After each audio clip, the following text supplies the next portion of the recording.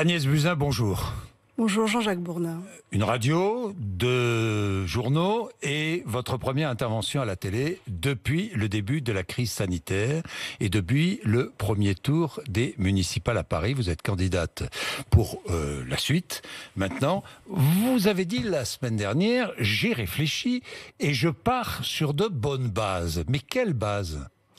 La réflexion sur un programme renouvelé. Parce que cette crise sanitaire a fait émerger des besoins nouveaux. Je pense qu'elle a été un révélateur des faiblesses que nous avons dans notre ville et elle peut être un accélérateur de la transformation de la ville de Paris. Un révélateur de vos faiblesses, Agnès Buzyn ? Un révélateur des faiblesses. Pas des, mais pas des vôtres. Vous savez, je suis humaine. Je suis humaine, j'ai des forces et j'ai des faiblesses. Ma force, c'est d'abord ma conviction. Mon authenticité, je pense que les électeurs comprennent cette authenticité, ils la sentent. Et je viens avec un programme pour la ville de Paris qui tient compte aujourd'hui des préoccupations des Parisiennes et des Parisiens. Ces préoccupations, ce sont celles de la vie quotidienne. Donc j'arrive avec un programme qui correspond à ces besoins. On en parlera, Agnès Buzyn. Mais vous vous doutez bien que nous allons revenir sur tout ce qui s'est passé depuis le début de cette année noire pour vous, jusqu'à maintenant, depuis le début de l'année 2020. Bien. D'abord, qu'est-ce que vous êtes allé faire en politique ? Est-ce que vous vous êtes posé la question ? Est-ce que franchement, vous vous êtes dit un jour, ces dernières semaines, mais il faut que j'arrête la politique, je vais quitter ce monde ? Vous vous êtes posé la question, franchement. On va être direct ce matin, on va être franc, on va se regarder droit dans les yeux, vous savez que j'aime ça. Alors, on se pose toujours des questions. Ne pas se poser de questions serait, je pense, une erreur dans la vie. Vous avez douté de vous-même. Vous avez douté de votre... Pas de vous-même. Pas de moi-même. De votre engagement ? De mon engagement. Je suis médecin, vous le savez. J'ai fait une longue carrière dans les institutions de la santé après une carrière hospitalière. J'avais connu les difficultés du système de santé et je pensais que ma vision du système de santé pouvait être utile pour les réformes que nous devions mener sur la médecine de ville, sur l'hôpital. Et donc mon engagement politique, il vient du fait que je pensais être utile. Utile comme ministre de la Santé. J'ai été ministre de la Santé 24 heures sur 24. Je me suis préoccupée de la santé des Français 24 heures sur 24. Ça a été mon engagement politique et je pense que les Français le savent. Les Français le savent, le reconnaissent-ils ? Agnès Buzyn, après tout ce qui s'est passé, plainte pour mensonge d'État, déposée par 600 médecins. Vous avez vu ? Plainte pour mensonge d'État. Il va falloir répondre à cela. Il va falloir répondre aux commissions d'enquête parlementaire. Et vous dites, curieusement, paradoxalement, je suis heureuse d'aller m'expliquer. Heureuse pourquoi ? Mais parce que j'ai réservé ma parole et les explications que je dois, je les ai réservées à la représentation nationale, c'est-à-dire aux commissions d'enquête parlementaire. Pour moi, il est très important de pouvoir parler. J'ai des choses à dire, j'ai des choses à expliquer. Mais j'imagine. Donc, le fait de mettre... Il est bien aussi de parler aux Français, hein. Agnès Buzyn, ce matin vous le faites et je vous en remercie. Monsieur Bourdin, que les commissions d'enquête parlementaires sont publiques. Voilà. Et donc tous ceux qui souhaiteront comprendre avant d'accuser pourront écouter ces commissions d'enquête. Bon, alors nous allons rentrer sur ce que vous avez dit. Janvier, le 26 janvier, Agnès Buzyn, le port du masque totalement inutile. Il ne faut pas en acheter, surtout pas. Et n'achetons pas des millions de masques parce que nous les avons en réserve, ces millions de masques. Première affirmation. Vous vous souvenez, 26 janvier. Pourquoi avoir dit cela ? Alors, je rappelle peut-être les faits. Oui, allez-y. Je vais vous donner une date, le 21 janvier, 5 jours avant. C'est des chiffres que j'ai en mémoire. Parce que c'est très facile de réécrire l'histoire à l'aune de ce qui s'est passé. Mais je n'écris rien. Non, de réinterpréter. Je reprends vos déclarations. C'est vous qui avez écrit l'histoire, c'est pas nous. Non, mais bien sûr. Oui. Pas seul. Non, pas seul, mais... Il y a eu un virus mondial qui est passé par là. Non, mais on est d'accord. Mais donc, le 21 janvier, je prends la décision de faire une conférence de presse tous les jours pour rendre compte aux Français de ce que je sais. Le 21 janvier, il y avait moins de 300 cas dans le monde. 290 cas en Chine, 5 cas en Asie et 5 décès. Nous étions loin d'une épidémie. L'OMS considérait que c'était un problème régional. Mais vous étiez inquiète. En Chine. Donc, je dis qu'il n'y a pas, évidemment, à la date où je parle, Oui. le 26 janvier, quand il n'y a aucun cas en Europe, je ne peux pas conseiller aux Européens, aux Français, De porter le masque. de porter le masque. Ça n'a pas de sens. Les masques sont réservés aux personnes malades. Mais pourquoi disiez-vous que nous avions des millions de masques en réserve? Parce qu'il y avait, à cette période-là, Des masques plus de 100 périmés, millions, alors. non, plus de 100 millions de masques. Je ne parle pas des masques périmés, je parle plus de 100 millions Qu'on a de brûlés. masques en réserve. Je ne parle pas des masques périmés. Ah ben d'accord. Je parle des masques opérationnels. Nous en avions plus que 100 millions. Et donc, à cette période-là, alors qu'il n'y a pas de virus qui circule en dehors de la Chine et dans quelques pays d'Asie, 5 cas à cette période-là, je dis il n'y a pas lieu de porter des masques. En France, à ce Mais moment-là... vous étiez inquiète puisque vous aviez prévenu le président de la République, vous aviez parlé de cette épidémie au président de la République, on est bien d'accord, le 11 janvier je crois. Oui, le 11 Le 11 janvier, vous voyez, je sais, et fin janvier au Premier ministre. Non, le 11 janvier Le 11 aussi. janvier aussi, les deux. Bon, Les d'accord. deux, Donc vous étiez j'informe inquiète. toujours les deux. en même temps. Alors, la semaine dernière, vous avez dit Maintenant, au Figaro. Je oui. voudrais juste terminer, pardon, Oui, Monsieur allez-y, Bourdin. allez-y, mais allez-y, Simplement allez-y. dire, si j'ai pris la décision Oui, de faire une conférence de presse tous les jours, Oui. depuis le 21 janvier. c'est bien qu'il y avait inquiétude. Non, c'est bon bien que la situation était évolutive jour après jour. Et inquiétante. Et potentiellement inquiétante, nous ne savons pas. Le problème de la période dont vous parlez, c'est le niveau d'incertitude avec lequel nous travaillons. Et donc, ma seule doctrine, c'est la transparence totale sur ce que nous savions et ce que nous ne savions pas. Et les journalistes qui assistaient à ces conférences de presse savaient que nous disions exactement ce que nous savions et ne savions pas. Par exemple, nous ne savions pas à un moment si les gens étaient contagieux longtemps avant les premiers symptômes ou pas. Quelle était la durée d'incubation? Est-ce que c'était très contagieux? Est-ce qu'une personne malade allait rendre malade une personne ou 10 personnes? Vous ne saviez pas. Et donc, en réalité, ce niveau d'incertitude nécessitait pour moi une évaluation quotidienne de la situation. Et donc, j'ai rendu compte de façon quotidienne de ce que je savais et des décisions que nous prenions jour après jour. Alors, Oui. vous me parlez d'une prise de parole du 26 janvier. Oui, mais j'en ai C'est ce d'autres que- prises de parole. C'est ce que je Agnès savais Buzyn. le 26 janvier. Ah oui, alors le 20, fin février, vous déclarez « J'ai anticipé l'épidémie en préparant le système de soins ». Le système de soins était prêt à faire face à cette épidémie? Ben, la preuve, il a tenu, Monsieur Bourdin. Il y a d'autres pays où il a été Bien. plus mal préparé. La semaine dernière, Le Figaro, une semaine avant l'élection municipale, premier tour, les experts disaient que c'était une grippette et que les politiques en faisaient trop. C'est ce que vous avez déclaré au Figaro. Qui étaient ces experts? Je ne veux pas nommer les gens. Vous êtes journaliste, vous les avez reçus sur vos plateaux, beaucoup d'entre eux. Didier Raoult, par exemple, qui expliquait début février qu'il n'y avait pas de raison d'avoir peur d'un virus pas Écoutez, si méchant. je n'ai pas entendu d'experts dans la période où moi je gérais cette crise et où je préparais le système de santé. Mais là, vous me parlez même de la période où je n'étais plus ministre, où j'étais oui. en campagne. Oui. Et même à cette période-là, où j'étais une citoyenne en campagne municipale, à cette période-là, il n'y avait pas d'experts en février qui alertaient l'opinion publique ou les autorités. Oui, enfin, Donc, c'est tout ce Olivier que je dis. Véran, début mars, qui était ministre, début mars, qui vous a succédé, a déclaré c'est un virus qui a un taux de mortalité bien plus élevé que celui de la grippe. Écoutez, moi je crois qu'on peut faire confiance aux autorités sanitaires, à Olivier Véran, au directeur général de la santé. Est-ce qu'on peut vous faire confiance après tout ce qui a été dit, tout ce qui a été Vous rapporté? Franchement. Vous ne pouvez pas reprendre des propos d'il y a 3 mois Oui. sans tenir compte du niveau d'incertitude et de l'évolutivité des connaissances.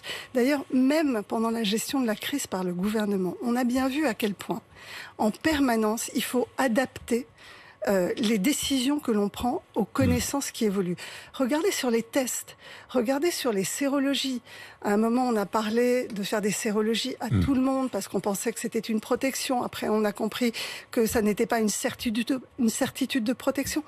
On voit bien que dans une épidémie avec un nouvel agent pathogène, en fait, en permanence, ce qu'on cherche à avoir, c'est des certitudes pour prendre les bonnes décisions. Donc vous Et n'aviez c'est pas de certitude? Je n'avais aucune certitude. Aucune certitude. Vous, ministre de la Santé, vous n'aviez aucune certitude. Comme le monde entier, parce que vous savez, Monsieur Bourdin, à cette période-là, j'étais en lien avec les autres ministres de la Santé européens, avec le ministre américain de la Santé, et nous nous appelions régulièrement pour essayer de confronter nos Donc vous n'aviez aucune certitude, mais des inquiétudes. Et vous avez quitté le ministère de la Santé. Perceptions. Et des perceptions. Et malgré ces perceptions, vous avez quitté le ministère de la Santé. Et vous êtes parti pour vous présenter à une élection à Paris. Agnès Buzyn, depuis le début, je ne pensais qu'à une seule chose, au coronavirus. C'est ce que vous avez dit. Donc pendant la campagne, vous ne pensiez qu'à une seule chose, c'est au coronavirus et au danger. J'ai gardé mes réflexes de médecin pendant la campagne municipale. Vous me connaissez, vous m'avez connu bien avant que je ne sois ministre, Monsieur Bourdin. On reste médecin toute sa vie. Et donc, quand une épidémie progresse dans le monde, j'ai gardé un intérêt, même pendant la période municipale et de cette campagne. Mais vous êtes médecin, justement, Agnès Buzyn. Comment peut-on quitter un ministère alors qu'une épidémie menace, qu'on commence à être très inquiète, quitter un ministère pour une élection? Là encore, je veux replacer mon départ du ministère dans le contexte de l'époque. Quand je suis partie, il y avait 44 cas en Europe, 12 cas en France. Il y avait eu 12 cas en France. Ils étaient tous guéris, sauf le vieux monsieur chinois qui était décédé le jour où je suis partie. Mais déjà des milliers de morts en Chine. Oui, mais donc il n'y avait pas d'épidémie en Europe. Il y avait des touristes ou des voyageurs qui étaient revenus de la région de Wuhan, qui avaient été malades, que nous avions détectés sur le territoire national. Nous avions tracé les contacts, c'est-à-dire ce que nous faisons de nouveau aujourd'hui. Nous avions tracé tous les contacts, nous avions testé tous les contacts, nous les avions mis en quarantaine. Il n'y avait aucun départ d'épidémie quand je suis partie. Et donc, je ne savais pas si elle arriverait, quand elle arriverait. Quelle serait son ampleur, quelle serait sa gravité. Donc, j'ai pris la décision de m'engager pour une campagne municipale parce que j'ai longtemps souhaité demander ce mandat de maire pour ma ville. C'était une préoccupation que j'avais déjà exprimée au moment où s'était posée ma question de la candidature aux européennes. L'histoire en avait décidé autrement. Benjamin Griveaux était candidat. J'ai eu cette opportunité de pouvoir m'engager. C'était un engagement ancien que je souhaitais pour cette ville de Paris.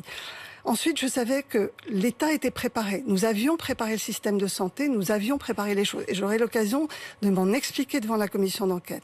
Ensuite, je savais que le directeur général de la santé continuait son travail, qu'Olivier Véran prenait ma suite. Olivier Véran, tous les Français le savent, est un excellent ministre de la Santé. Il connaît par cœur ce ministère. Il le connaissait, je connaissais ses compétences. Je n'avais aucune inquiétude sur la continuité. Vous ne regrettez rien aujourd'hui? Vous ne regrettez rien de tout ce qui s'est passé? Je ne regrette qu'une chose, c'est d'avoir répondu au téléphone à Ariane Chemin le lendemain de l'élection. En dehors et parler de mascarade. Voilà. Et en dehors de ces propos que je regrette, je ne regrette pas de m'être engagée pour la ville de Paris. Oui, mais alors, Agnès Buzyn, est-ce que vous avez dit au président de la République, au Premier ministre, il ne faut pas organiser le premier tour des municipales? Vous lui avez dit ou pas? Ça n'était pas mon rôle. Vous les avez avertis ou pas? Ma voix de citoyenne ou de candidate ne de pèse médecin. pas. Je parle de médecin. Vous êtes médecin. Vous savez que pour prendre une décision, Monsieur Bourdin, pour prendre une décision d'annuler des élections municipales, il faut un consensus. Il faut un consensus politique et il faut un consensus scientifique. Le président de la République s'est appuyé sur un avis de scientifique reconnu, qui a estimé qu'il n'y avait pas de danger à maintenir les élections municipales. Les partis politiques qui ont été consultés ont également souhaité le maintien de ces élections du premier tour. Donc, à l'évidence, le consensus politique et scientifique n'a pas permis de prendre cette décision. Après, mon sentiment, voyant l'épidémie progresser en France à ce moment-là, et c'est les mots que j'ai employés, c'est que le deuxième tour ne se tiendrait pas. Je voyais le nombre de cas augmenter, je voyais des gens tomber malades dans mes équipes, et j'étais absolument persuadée qu'il n'y aurait pas de deuxième tour possible dans ces conditions, dans ce contexte. Je me suis donc énervée, agacée, j'ai été choquée des tractations d'appareils le 16 mars, c'est-à-dire le lendemain des élections, où tout le monde faisait comme si de rien n'était, alors que nous savions que le confinement risquait d'être annoncé. Et tout le monde vous a lâché d'ailleurs, enfin plus ou moins. Président de la République, Premier ministre, personne ne vous a appelé. Écoutez, c'est faux, je les ai eus. Ah bon? Ils vous ont appelé le lendemain? Écoutez, j'ai pas l'habitude de je rendre veux pas savoir public... ce qu'ils vous ont dit. Non, je veux savoir s'ils vous ont appelé ou pas. J'ai eu des contacts avec eux. Voilà, bon, je les ai eus. Ok, d'accord. Bien, vous ne regrettez rien donc, si ce n'est ce mot mascarade. Hein, on est bien d'accord. Absolument. Hein, cette Il interview, a pu choquer. Cette interview. Bon, Agnès Buzyn, le Ségur de la santé. Ce Ségur de la santé. Vous voyez cela, j'imagine, avec aujourd'hui une certaine distance. Et notamment, on parle vraiment maintenant de rémunération, il faut augmenter, 300 €, tout le monde est d'accord et tout. Mais pourquoi ne l'avez-vous pas fait? Pourquoi? On vous a empêché de le faire? Est-ce que Bercy vous a dit non, on n'a pas les moyens? D'abord, toujours replacer les choses dans le contexte. Oui, non, mais d'accord. Oui, mais c'est la vie, il faut non, replacer mais est-ce que Bercy vous a dit non, on n'a pas les moyens? J'ai d'abord posé le bon diagnostic en arrivant. Et je suis très heureuse que ce réinvestissement massif dans l'hôpital que je souhaitais s'accélère et est une ampleur supérieure. Je ne peux que m'en réjouir. Ensuite, j'avais également posé le diagnostic d'un problème de gouvernance à l'hôpital, pas assez de médecins représentés. Ce problème-là, j'avais commencé à l'instruire, si je puis dire, en demandant qu'on me fasse des propositions d'une nouvelle gouvernance. J'avais également ouvert avec le collectif interhôpitaux, et peut-être pourra-t-il en parler, l'idée qu'après l'investissement initial dans les hôpitaux, dans les outils, dans les équipements, on puisse parler d'une deuxième étape de rémunération, et donc j'avais ouvert la porte à une augmentation des rémunérations dans une deuxième étape lorsque je suis partie. Les contraintes budgétaires n'étaient pas les mêmes. Voilà. Non mais vous le savez, aujourd'hui, on a l'argent que nous n'avions pas à l'époque. D'autres décisions ont Même été... avec la crise. La crise a ouvert, évidemment... Pourquoi a-t-il fallu une crise pour révéler, justement, la situation de l'hôpital? On va vous reprocher cela aussi, Agnès Buzyn. J'avais prévu un plan d'investissement massif dans l'hôpital public à l'aune des... décision collective prise, c'est-à-dire d'avoir une France qui réduise sa dette, réduise ses déficits. Et donc, malgré tout cela, je m'étais engagée pour avoir des tarifs, c'est-à-dire des budgets hospitaliers en hausse pendant les 3 années qui venaient. Je rappelle, Monsieur Bourdin, que je suis la première ministre depuis 10 ans, à avoir réaugmenté les budgets de l'hôpital public et de m'être engagée à les réaugmenter pendant plusieurs années d'affilée. J'avais obtenu quelque chose que personne n'a jamais obtenu. Une reprise de la dette des hôpitaux de 10 milliards d'euros. C'est quelque chose de compliqué à mettre en œuvre. Et tant mieux si ça va plus vite, tant mieux si ça va plus loin. On ne peut que... voilà, c'est dommage qu'il faille une crise pour, évidemment, révéler la nécessité de considérer la santé comme une priorité. Mais aujourd'hui, tout le monde en est d'accord, et tant mieux. Bien, Agnès Buzyn, parlons de Paris. Pourquoi vouloir continuer? Vous nous avez expliqué pourquoi, votre engagement, cette volonté. Il y a aussi un peu d'orgueil, j'imagine, autour de ça. Non, il n'y a pas d'orgueil? Non, vous n'êtes pas... Non, je termine. Je me suis engagée devant des Parisiennes et des Parisiens. Vous n'avez pas assez, parfois, de servir de punching ball à tout le monde, franchement. À vous, non, notamment, monsieur Mais à moi, c'est normal. Moi, je suis dans mon rôle. Je ne parle pas de moi, non, je parle de vos amis politiques ou vos ennemis politiques. J'ai beaucoup d'amis politiques, j'ai beaucoup de gens qui me soutiennent, et vous le verrez pendant cette campagne. Je considère que j'ai pris un engagement devant les Parisiennes et les Parisiens de représenter une alternative, de représenter la majorité. Par rapport à Rachida Dati ou à Anne Hidalgo, laquelle? Quelle est votre différence? Eh bien, mon programme qui est résolument tourné vers les besoins quotidiens des Parisiennes et des Parisiens. Aujourd'hui, de quoi ont peur les Parisiennes et les Parisiens? De perdre leur emploi. Ils ont peur du fait du chômage de ne pas pouvoir payer leur loyer. Ils ont les enjeux sanitaires en tête dans le métro, dans les écoles, dans leur travail. Ils ont peur. Ils regrettent qu'il n'y ait plus de vie culturelle, festive. Et donc, qu'est-ce qu'ils demandent? Que la vie normale reprenne avec un maximum de sécurité. Donc j'ai 3 grands axes. Et je les porte haut et fort. Ma première priorité, c'est de relancer la vie économique, sociale et culturelle à Paris. Et donc je prévois un très grand plan Marshall pour que nos commerces de proximité, nos restaurateurs restent dans Paris. Je crains la fermeture qui s'était déjà amorcée avant cette crise mais qui va s'accélérer. Et donc un plan Marshall qui permet une exonération totale des taxes pour les commerçants et les artisans pendant 1 an, potentiellement renouveler pour qu'ils puissent récupérer une marge et un chiffre d'affaires. Et je veux ouvrir la possibilité à tous ceux qui le souhaitent, avec un accord des syndicats, d'ouvrir le soir et le week-end dans tout Paris. Il faut que les commerçants, les artisans puissent travailler. Il faut libérer l'énergie et qu'ils puissent récupérer évidemment un chiffre d'affaires. Ensuite, on a un deuxième souci, c'est les familles qui quittent Paris. La ville de Paris ne peut pas se vider des enfants et donc je prévois un très grand plan d'investissement dans les écoles. Une rénovation complète des écoles et des collèges pour plus de sécurité, plus d'hygiène, de toilettes, une préparation au changement climatique, un réinvestissement dans l'école pour que le niveau d'accueil des enfants soit à la hauteur de ce qu'attendent les familles, qu'elles ne fuient pas Paris comme c'est le cas actuellement. Bien, j'ai 2 questions, vraiment réponse brève. Qui voterez-vous? Pour qui voterez-vous? Pour Anne Hidalgo ou pour Rachida Dati, lorsque vous serez conseillère de Paris? Pour moi? Oui, pour vous, mais vous ne serez pas en position d'être élu maire. Je voterai vous ne pour vous moi. faites aucune illusion, j'imagine. Je voterai pour moi. Un match n'est jamais plié d'avance, sinon on non, mais si vous êtes obligé de choisir, si vous êtes obligé de choisir, vous choisissez qui? Franchement, je voterai pour moi et un match ne s'arrête pas à la première mi-temps, monsieur Bourdin. Oui, je sais, mais vous choisissez entre ces 2 candidates par partenaire ou adversaire, comme on veut, vous choisissez qui? Je vote pour moi, monsieur Bourdin. Bon, vous ne choisissez pas entre les 2.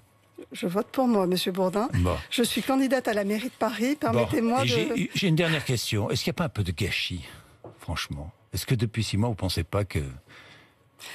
autour de vous, il n'y a pas un peu de gâchis, non? Vous n'êtes pas...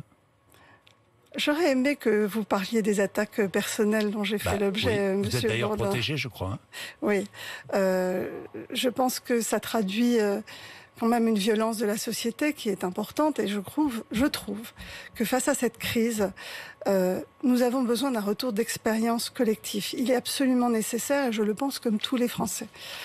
Mais je pense que avant d'accuser, avant de trouver la personne qui serait responsable d'une épidémie et d'une pandémie mondiale, bouc émissaire, eh bien, nous pourrions prendre le temps justement d'écouter tous les acteurs de cette crise et d'en tirer surtout les leçons pour que nous puissions faire mieux à la prochaine, parce qu'il y en aura forcément d'autres. Merci Agnès Buzyn d'être venue nous voir ce matin sur RMC BFM TV, il est 8h56.